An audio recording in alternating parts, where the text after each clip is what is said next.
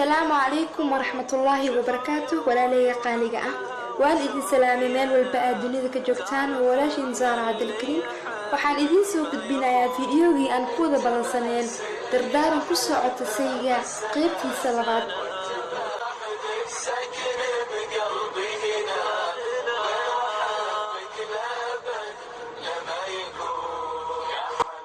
kalsooni ku abuur xaaskaaga hana ka dhiga sida adeegto waxa doontid ku yeesha waxa tiraahdeedna ka yeesha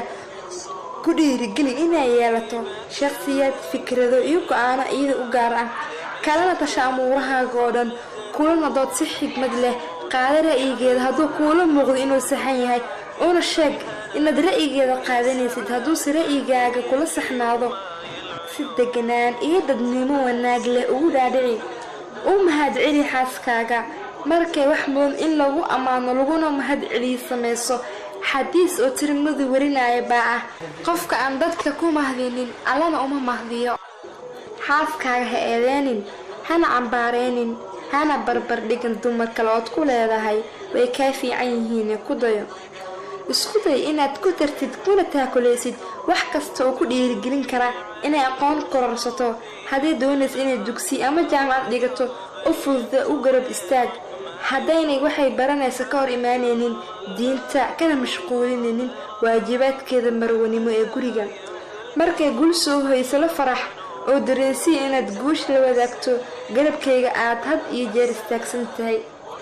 si fiican u dhigaysa xaaskaaga kuna dhiirigeli inay kuu sheegto wax kasta oo laabteeda ku jira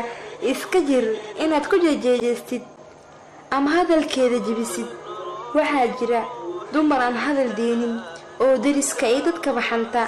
haddaba kuwaas oo kale si xigmad leh diintan waafaqsan arrinkooda ku daawee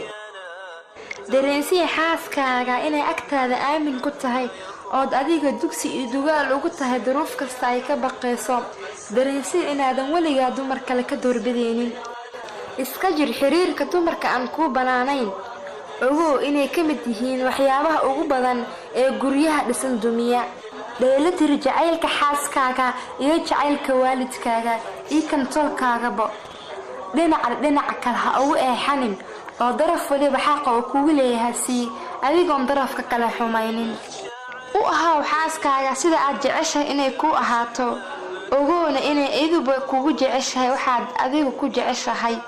ibnu cabbaas radiyallahu anhu wuxuu yiri waxaan jeclahay in aan xaaska isku qurxiyo sida aan u jeclahay inay isku kay qurxiso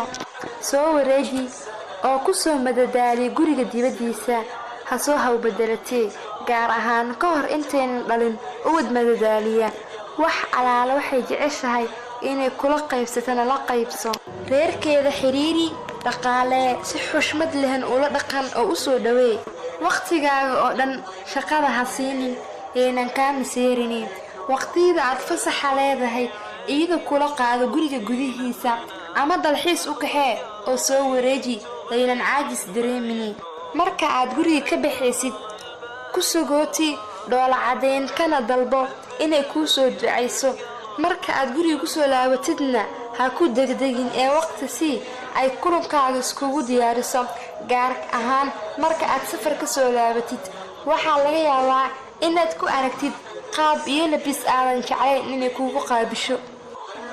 adiga iyo xaaskaaga